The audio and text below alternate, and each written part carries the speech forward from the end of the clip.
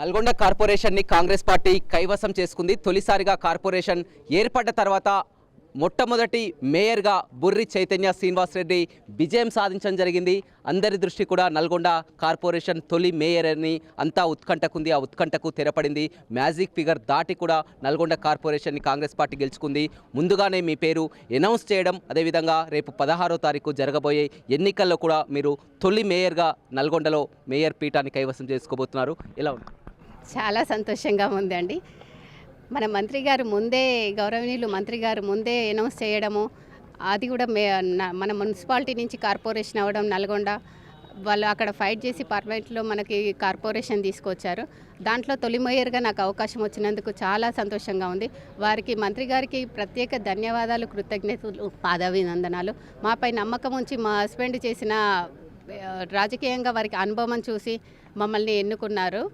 వారి నమ్మకాన్ని వమ్ము చేయకుండా కార్పొరేషన్ని ఎలాంటి అవినీతి ఆరోపణలు లేకుండా ముందుకు తీసుకెళ్తాలని అందరి సలహాలు సూచనలతోని, మన నల్గొండలో ఉన్న కాంగ్రెస్ పార్టీ లీడర్ల సలహాలు సూచనలు, కార్పొరేటర్ల సలహాలు సూచనలు తీసుకొని మన మంత్రి గారి అడుగుజాడల్లో నడుస్తూ వారి సూచనలతోనూ ముందుకెళ్తానని కోరుకుంటున్నాను. మంత్రి కోమటిరెడ్డి వెంకటరెడ్డి కూడా కార్పొరేషన్ని ఒక ఛాలెంజ్గా తీసుకున్నటువంటి పరిస్థితి కనిపిస్తుంది. సూపర్ స్మార్ట్ సిటీగా తీర్చిదిద్దాలని ఒక్కడే మొత్తం కూడా దగ్గరుండి కూడా అభ్యర్థుల సెలక్షన్ కానీ, అదేవిధంగా మేయర్ అభ్యర్థి ప్రకటన కానీ, విస్తృత ప్రచారం కూడా కోమటిరెడ్డి అన్ని దగ్గరుండి కూడా చేసినటువంటి పరిస్థితి. వారి నల్గొండని ఇంకా స్మార్ట్ సిటీగా తీర్చిదిద్దడమే తనకి ఇప్పటికే మనకు 5 పర్యాయాలుగా వారు ఇక్కడ ఎమ్మెల్యేగా చేశారు, మంత్రిగా చేశారు, ఒకసారి ఎంపీ, భువనగిరి ఎంపీ నుంచి చేశారు. ఈ నల్గొండని వారికి పుట్టినిల్లులాగా అనుకొని, ఇక్కడ ప్రజలు నా బిడ్డల్లాగా అనుకొని ప్రత్యేకంగా దృష్టి పెడుతున్నారు.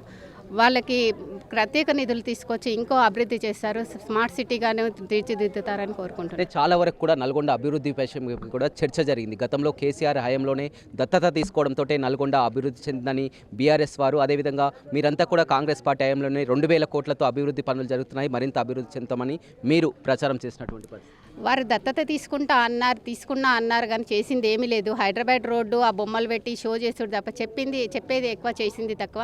మన గవర్నమెంట్లో చేసేది ఎక్కువ, చెప్పింది తక్కువ ఉంది.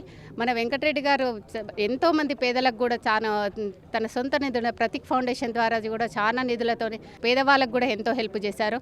అట్లాగే చదువుకునే వాళ్ళకి పైలట్ కోచింగ్ అయినా, మెడికల్ కాలేజ్, మెడికల్ సీట్లకైనా కూడా ఇంకా వారికి ఎలాంటి లేదు. నల్గొండ ప్రజలే నాకు బిడ్డలు, నాకు వాళ్ళకే ముఖ్యము.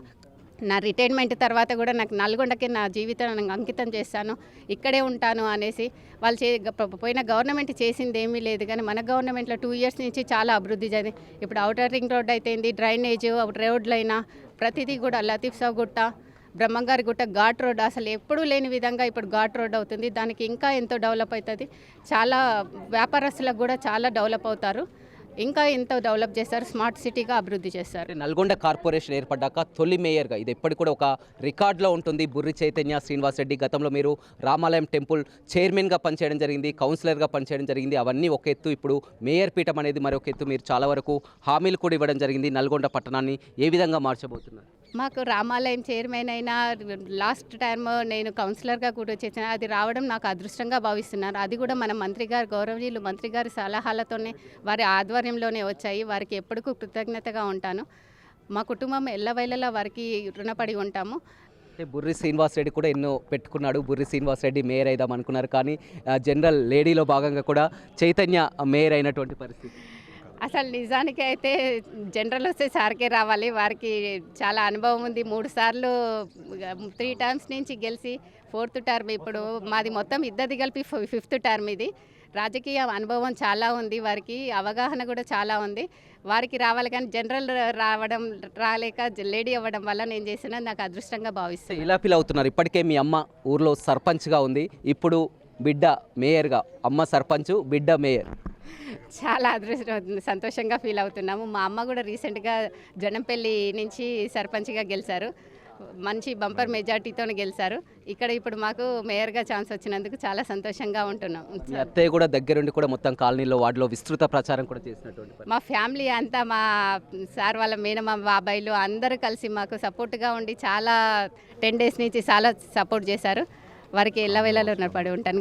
మెయిన్ 32వ డివిజన్ ప్రజలకు కోరుకునేది ఒకటి, నా వెంట ఉండి నా 10 డేస్ నుంచి నా అక్కలు చెల్లెళ్ళు అన్నలు తమ్ముళ్ళు పెద్దలందరికీ నమస్కరించి చెప్తా, నా వెంట ఉండి నన్ను గెలిపించినందుకు ప్రత్యేక ధన్యవాదాలు. రైట్, చూడొచ్చు చాలా సంతోషం వ్యక్తం చేస్తున్నటువంటి పరిస్థితి కనిపిస్తుంది. ఎందుకంటే నల్గొండ తొలిసారిగా కార్పొరేషన్ ఏర్పాటయ్యాక మొట్టమొదటి మహిళా మేయర్ అభ్యర్థిగా కూడా గెలుపొందినటువంటి పరిస్థితి కనిపిస్తుంది. ఇప్పటికే వాళ్ళ అమ్మ సర్పంచ్గా ఊర్లో సర్పంచ్గా గెలిచింది. ఇప్పుడు అమ్మ సర్పంచ్, అదేవిధంగా కూతురు మేయర్ కావడం పట్ల కూడా కుటుంబ సభ్యులు కూడా ఆనందం వ్యక్తం చేస్తున్నటువంటి పరిస్థితి కనిపిస్తుంది. మంత్రి కోమటిరెడ్డి వెంకటరెడ్డి ప్రత్యేక చొరవతో ప్రత్యేక కృషితో కూడా నల్గొండ ప్రజలు తమ మీద నమ్మకాన్ని పెట్టుకొని గెలిపించినందుకు ధన్యవాదాలు తెలుపుతున్నట్లు కూడా మేయర్ అభ్యర్థి బుర్రి చైతన్య శ్రీనివాస్ రెడ్డి చెప్తున్నారు. రవితో రమేష్, బిగ్ టీవీ, నల్గొండ.